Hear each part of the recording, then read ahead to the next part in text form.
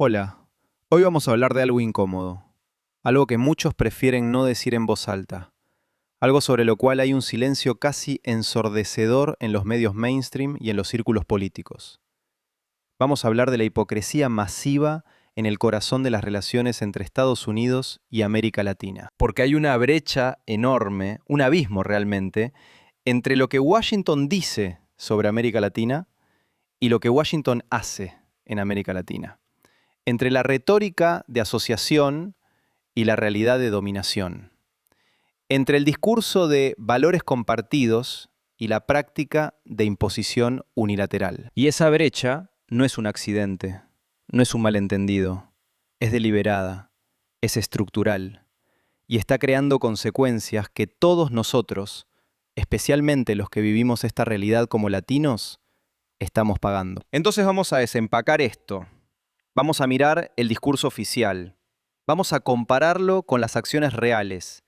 Y vamos a entender por qué esta contradicción no solo es hipócrita, sino activamente destructiva. Empecemos con el discurso oficial, con las palabras que Washington usa cuando habla sobre América Latina. Escuchás constantemente sobre socios estratégicos, sobre aliados democráticos, sobre valores compartidos de libertad y derechos humanos, sobre prosperidad mutua y cooperación para el desarrollo. Cada cumbre hemisférica, cada declaración de política exterior, cada discurso presidencial sobre América Latina está lleno de este lenguaje, de hermandad, de asociación, de respeto mutuo. Y suena bien, ¿verdad? Suena como el tipo de relación que cualquier región querría tener con una potencia global, basada en igualdad, en respeto, en beneficio mutuo. Pero entonces miras lo que realmente pasa, y la historia es completamente diferente. Mira las sanciones económicas. Estados Unidos ha impuesto sanciones contra Cuba durante más de 60 años. 60 años de intentar destruir la economía de un país de 11 millones de personas porque no le gusta su sistema político. Venezuela. Sanciones masivas que contribuyeron directamente al colapso económico del país, que causaron escasez de alimentos, de medicinas, de todo lo básico, que hicieron sufrir a millones de venezolanos ordinarios. Nicaragua, sanciones. Bolivia en ciertos momentos, sanciones. Amenazas de sanciones a otros países que se acercan demasiado a China o Rusia. Y no son solo sanciones directas, son sanciones secundarias. Como discutimos antes, Washington amenaza con sancionar a cualquier país que comercie con los países que Washington ha decidido son enemigos. Es usar el dominio del dólar como arma. Es decirle a países soberanos, no pueden comerciar libremente, no pueden elegir sus socios económicos, tienen que seguir nuestras reglas o enfrentar aislamiento económico. ¿Eso suena como asociación? ¿Eso suena como respeto mutuo? Y no son solo sanciones económicas, mira las presiones políticas. Cuando un país latinoamericano elige un gobierno que Washington no aprueba, inmediatamente hay presión, amenazas de cortar ayuda, apoyo a oposición, financiamiento de grupos que trabajarán para desestabilizar el gobierno. A veces es más directo. Golpes de Estado apoyados por Estados Unidos. Honduras en 2009. El golpe contra Zelaya. Estados Unidos negó oficialmente apoyo, pero su respuesta tibia y su eventual reconocimiento del gobierno golpista enviaron un mensaje claro. Bolivia en 2019. El golpe contra Evo Morales. Nuevamente Estados Unidos negó participación directa, pero celebró los resultados. Y históricamente, por supuesto, hay docenas de ejemplos. Chile en 1973, Guatemala en 1954, Nicaragua en los 80, la lista continúa y continúa. Estados Unidos ha derrocado o intentado derrocar más gobiernos en América Latina que cualquier otra potencia en la historia moderna de la región. ¿Eso es lo que hacen los socios? ¿Los socios derriban los gobiernos elegidos democráticamente del otro cuando no les gustan sus políticas? Y luego está la intervención militar directa, que solía ser común y abierta. Invasiones de República Dominicana, Granada, Panamá y ahora, más recientemente, Venezuela. La operación en Venezuela en 2026 fue intervención militar directa y abierta, no encubierta, no mediante proxies. Fuerzas estadounidenses entrando en un país soberano, capturando a su presidente, tomando control efectivo. Imagina si China hiciera eso en un país de Asia. el mundo occidental estaría gritando sobre agresión, sobre violación de soberanía, sobre imperialismo. Pero cuando Estados Unidos lo hace en América Latina, es presentado como liberación, como restauración de la democracia. La hipocresía es asombrosa. Entonces tenemos este contraste masivo. El discurso dice socios iguales. La realidad es dominación unilateral. El discurso dice respeto por la soberanía. La realidad es intervención cuando la soberanía produce resultados que Washington no aprueba. El discurso dice promoción de la democracia. La realidad es apoyo a golpes contra gobiernos democráticamente elegidos que no se alinean con intereses estadounidenses. Y la pregunta es, ¿por qué existe esta brecha? ¿Por qué Washington no puede simplemente ser honesto sobre cómo ve a América Latina? La respuesta es que el discurso sirve un propósito. Proporciona cobertura moral. Permite que Estados Unidos presente sus acciones como benevolentes, como ayudar, como promover valores universales, en lugar de lo que realmente son, promoción de intereses nacionales estadounidenses sin importar el costo para otros. Es propaganda, pura y simple, diseñada para consumo doméstico en Estados Unidos y para consumo internacional. Porque si Washington fuera honesto, si dijera abiertamente, vemos a América Latina como zona de influencia que debemos controlar y actuaremos unilateralmente para prevenir cualquier desarrollo que consideremos contrario a nuestros intereses, sería mucho más difícil justificar esas acciones moralmente. Pero si puedes envolver esas mismas acciones en lenguaje de democracia, derechos humanos, lucha contra autoritarismo, de repente suenan mucho más aceptables. Es exactamente lo que hicieron las potencias coloniales europeas. Decían que estaban llevando civilización y cristiandad a los pueblos colonizados, cuando en realidad estaban extrayendo recursos y explotando trabajo. Estados Unidos hace lo mismo. Dice que está promoviendo libertad y democracia, cuando en realidad está asegurando acceso a mercados y recursos y previniendo la emergencia de gobiernos independientes que podrían desafiar su hegemonía. Y aquí está lo trágico. Esto no es nuevo. No es algo que empezó con Trump. Es estructural. Es bipartidista. Demócratas y republicanos han seguido esencialmente la misma política hacia América Latina durante décadas. Los detalles varían. Los métodos pueden ser diferentes, pero los objetivos fundamentales permanecen constantes. Mantener a América Latina como zona de influencia estadounidense. Prevenir la emergencia de potencias rivales en el hemisferio. Asegurar que los recursos y mercados de la región estén disponibles para intereses estadounidenses. Y el costo de estas políticas es pagado por los pueblos latinoamericanos. Porque cuando Estados Unidos desestabiliza un país, cuando apoya golpes, cuando impone sanciones que destruyen economías, las personas que sufren no son los líderes políticos que Washington está tratando de remover. Son los ciudadanos ordinarios. El venezolano que no puede conseguir insulina para su diabetes porque las sanciones han cortado importaciones médicas. El cubano que no puede conseguir comida suficiente porque el bloqueo ha estrangulado la economía de la isla. El hondureño cuya democracia fue destruida por un golpe que Estados Unidos tácitamente apoyó. Esas son las víctimas reales de estas políticas. Millones de personas cuyas vidas son arruinadas o profundamente dañadas por decisiones tomadas en Washington en nombre de intereses de seguridad nacional estadounidense. Y aquí es donde la hipocresía alcanza niveles casi increíbles. Porque cuando esas mismas personas, las víctimas de políticas estadounidenses, intentan escapar de las condiciones que esas políticas ayudaron a crear, cuando migran hacia el norte buscando seguridad y oportunidad, ¿cómo responde Estados Unidos? Los trata como amenaza, como invasores, como criminales. Construye muros, militariza fronteras, separa familias, detiene a niños en jaulas, deporta masivamente. Y los políticos estadounidenses dan discursos sobre cómo estos ilegales están amenazando la seguridad y prosperidad estadounidense. ¿Entendés la perversidad de esto? Estados Unidos contribuye a crear las condiciones que fuerzan a la gente a migrar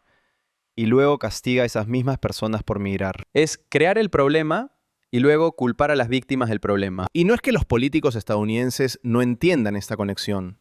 No son estúpidos. Saben perfectamente que las políticas exteriores estadounidenses contribuyen a la inestabilidad que produce migración. Pero reconocer eso públicamente requeriría admitir responsabilidad, requeriría cambiar políticas, requeriría tratar a América Latina como región de socios iguales, en lugar de como territorio a ser controlado. Y aparentemente eso es inaceptable. Entonces, en lugar de eso, mantenemos esta ficción masiva, esta doble narrativa, donde América Latina es simultáneamente socio valorado y zona de intervención, donde los migrantes son simultáneamente víctimas de circunstancias que Estados Unidos ayudó a crear y amenazas a la seguridad estadounidense. Y esta contradicción está teniendo consecuencias. La más obvia es que está destruyendo cualquier credibilidad que Estados Unidos pudiera tener en la región. Porque los pueblos latinoamericanos no son tontos. Pueden ver la brecha entre retórica y realidad. Pueden ver que cuando Washington habla de asociación, lo que realmente significa es obediencia. Entonces, cada vez más hay escepticismo profundo sobre las intenciones estadounidenses. Hay desconfianza, hay resentimiento. Y eso está abriendo espacio para otras potencias, para China, para Rusia. Porque ellos pueden decir, nosotros no pretendemos ser algo que no somos. No hablamos de valores compartidos y luego los violamos. Somos honestos sobre buscar nuestros intereses, pero al menos somos honestos. Y para muchos países latinoamericanos, esa honestidad es preferible a la hipocresía estadounidense. China dice, queremos acceso a sus mercados y recursos. A cambio, les damos inversión, infraestructura, préstamos sin condiciones políticas. Toma o déjalo. Estados Unidos dice, somos socios, compartimos valores. Pero por cierto, si eligen un gobierno que no nos gusta, los derrocaremos. Si comercian con nuestros rivales, los sancionaremos. Si no siguen nuestras políticas, les cortaremos ayuda. ¿Cuál crees que es más atractivo para un país que quiere desarrollarse sin interferencia externa constante? Y eso no es defender a China o Rusia. Ellos tienen sus propios problemas, sus propias formas de autoritarismo, sus propias agendas imperiales. Pero el punto es que la hipocresía estadounidense está costando a Estados Unidos influencia. Está empujando a países latinoamericanos a buscar alternativas. Está acelerando el fin del momento unipolar donde Estados Unidos podía dictar términos sin enfrentar competencia seria. Y hay otra consecuencia, una que tal vez es incluso más importante a largo plazo. Esta hipocresía, este abismo entre discurso y realidad, está envenenando cualquier posibilidad de relación genuinamente cooperativa entre Estados Unidos y América Latina. Porque la cooperación real requiere confianza, requiere respeto mutuo, requiere la sensación de que ambas partes están actuando de buena fe. ¿Y cómo puedes tener eso cuando una parte constantemente miente sobre sus intenciones? Cuando dice una cosa y hace otra. Cuando pretende ser socio mientras actúa como amo. No puedes, es imposible. Entonces lo que tenemos, en lugar de cooperación real, es una relación fundamentalmente adversarial, que está cubierta con retórica de amistad. Y eso es tóxico. Para ambos lados, pero especialmente para América Latina. Porque significa que los países latinoamericanos no pueden confiar en Estados Unidos, no pueden hacer planes a largo plazo basados en asociación estadounidense, porque esa asociación puede evaporarse en el momento que Washington decida que tus políticas ya no sirven a intereses estadounidenses. Significa que tienen que estar constantemente mirando sobre su hombro, preocupándose de que si hacen algo que desagrada a Washington, habrá consecuencias. Significa que viven con inseguridad perpetua, nunca sabiendo si van a ser el próximo objetivo de presión estadounidense. Y eso hace imposible el tipo de planificación y desarrollo a largo plazo que países necesitan para prosperar. Entonces, esta hipocresía no es solo moralmente objetable, es prácticamente destructiva. Está previniendo activamente el desarrollo de relaciones más sanas y productivas que podrían beneficiar a todos. Y para nosotros, para los latinos viviendo en Estados Unidos, esta situación nos pone en una posición particularmente difícil, porque tenemos conexiones con ambos lados, tenemos familia en América Latina, pero vivimos en Estados Unidos. Estamos tratando de construir vidas aquí. Y constantemente tenemos que navegar esta tensión entre las políticas de Estados Unidos hacia nuestros países de origen y nuestras propias identidades como latinos. Cuando Estados Unidos impone sanciones que hacen sufrir a tu familia. ¿Cómo se supone que te sientas sobre eso? Cuando políticos estadounidenses hablan de América Latina como si fuera una región de países inferiores que necesitan ser controlados, ¿cómo se supone que respondas? Cuando te tratan como sospechoso, como potencial amenaza, simplemente porque tienes conexiones con América Latina, ¿cómo eso no crea resentimiento? Y luego te dicen que debes estar agradecido, que Estados Unidos te dio oportunidades, que debes asimilarte, adoptar valores estadounidenses, olvidar de dónde vienes. Es una forma de violencia psicológica. Estar constantemente atrapado entre dos mundos, ninguno de los cuales te acepta completamente. Y todo esto se remonta a la hipocresía fundamental en cómo Estados Unidos ve a América Latina. Porque si Estados Unidos realmente viera a América Latina como región de socios iguales, si realmente respetara la soberanía y autodeterminación de los países latinoamericanos, muchos de estos problemas no existirían. Habría menos intervención, menos desestabilización, menos migración forzada, menos resentimiento. Habría espacio para cooperación genuina basada en interés mutuo y respeto mutuo. Pero eso requeriría que Estados Unidos abandone su visión de América Latina como patio trasero, como zona de influencia exclusiva, como territorio que tiene derecho de controlar. Y históricamente, las potencias hegemónicas no abandonan voluntariamente el poder que tienen, no a menos que sean forzadas. Entonces la pregunta es, ¿qué va a forzar cambio? Una posibilidad es que América Latina colectivamente decida que es suficiente. Que los países de la región se unan para insistir en relaciones más equitativas. Que digan no más intervención, no más sanciones unilaterales, no más imposición de condiciones políticas. Si América Latina hablara con una voz, tendría poder real. La región tiene recursos masivos, mercados grandes, importancia estratégica. Pero lograr esa unidad ha sido históricamente imposible. Porque Estados Unidos es muy bueno dividiendo y conquistando, ofreciendo incentivos a algunos países para que se alineen mientras castiga a otros. Otra posibilidad es que otras potencias, China y Rusia principalmente, proporcionen alternativas suficientemente atractivas que los países latinoamericanos puedan diversificar sus relaciones y reducir dependencia de Estados Unidos. Eso ya está pasando hasta cierto punto, pero viene con sus propios riesgos, porque China y Rusia no son necesariamente mejores socios, solo diferentes. Una tercera posibilidad es que cambio demográfico dentro de Estados Unidos eventualmente cambie políticas. Que a medida que la población latina crece, que a medida que más latinos participan en política, haya presión para políticas más justas hacia América Latina. Pero eso va a tomar tiempo. Y no está garantizado. Porque muchos latinos en Estados Unidos, especialmente después de generaciones, pierden conexión con América Latina o adoptan las mismas actitudes de la cultura dominante. Honestamente, no sé cuál de estos escenarios es más probable, o si alguno realmente va a suceder. Lo que sí sé es que la situación actual es insostenible.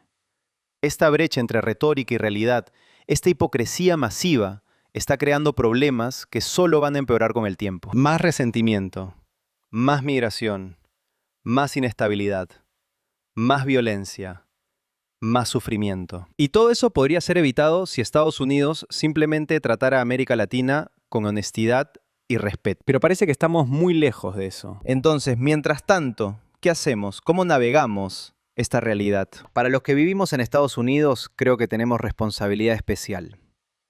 Porque tenemos acceso. Tenemos voz, aunque limitada. Tenemos capacidad de presionar por cambio. Necesitamos hablar sobre estas cosas. Necesitamos nombrar la hipocresía.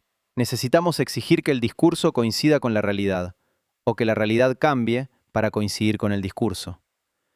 Necesitamos apoyar políticos que genuinamente favorecen relaciones más equitativas con América Latina, y desafiar a los que perpetúan las mismas políticas destructivas mientras usan lenguaje bonito. Necesitamos mantener conexiones con América Latina. No olvidar de dónde venimos. No adoptar completamente las narrativas estadounidenses sobre la región. Porque si nosotros no defendemos América Latina, ¿quién lo hará? Y necesitamos construir solidaridad entre diferentes comunidades latinas en Estados Unidos. Y con movimientos progresistas más amplios que entienden que justicia en casa requiere justicia en política exterior también. No va a ser fácil. El poder que estamos enfrentando es masivo. Las estructuras que necesitan cambiar están profundamente arraigadas, Pero no tenemos opción. porque la alternativa es aceptar este ciclo de hipocresía, intervención, sufrimiento y migración forzada. Aceptar que nuestras familias y comunidades van a seguir pagando el precio de políticas diseñadas para beneficiar a otros. Y eso no es aceptable. Gracias por escuchar. Y te dejo con esto. Cuando el discurso de asociación esconde una realidad de dominación, ¿en qué momento dejamos de creer las palabras y empezamos a exigir acciones que coincidan con ellas?